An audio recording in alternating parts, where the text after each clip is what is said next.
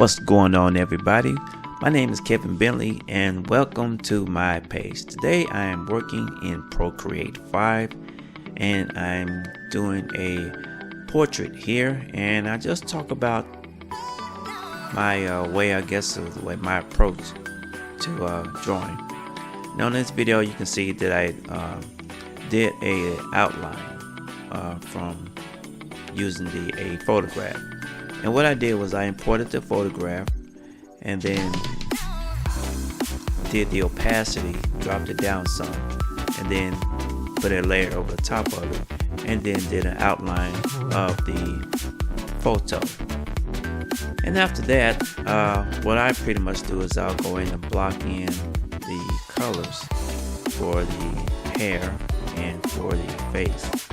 And the way I generally work is I will pick a mid-range tone of the skin, what I see to be the middle tone, not necessarily darkest part of the skin, but not so much the lighter part of the skin, just sort of a mid-tone. And then I'll go in dark where the shadows are, and I'll use some blues, some reds, some browns, and depending on the ethnicity, I pretty much use the same colors, just a varying degree of their strength and color, I guess you could say.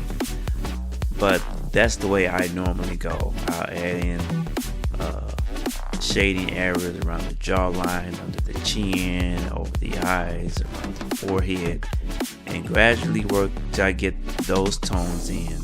And then my last part that I'll do is I'll add the highlights where they need to go.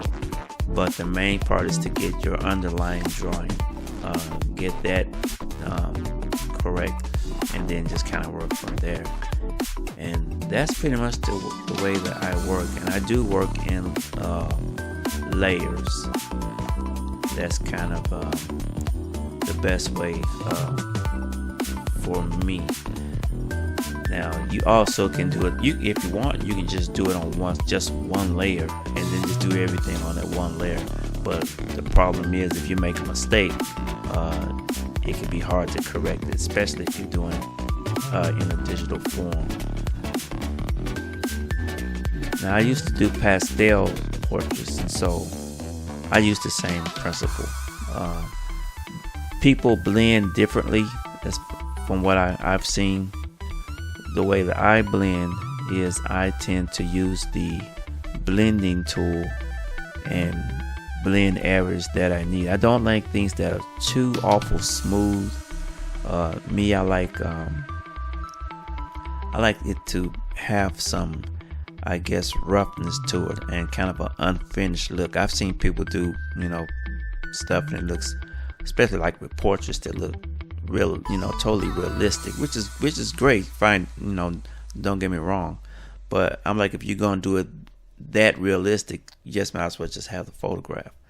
So I do like things that aren't necessarily perfect.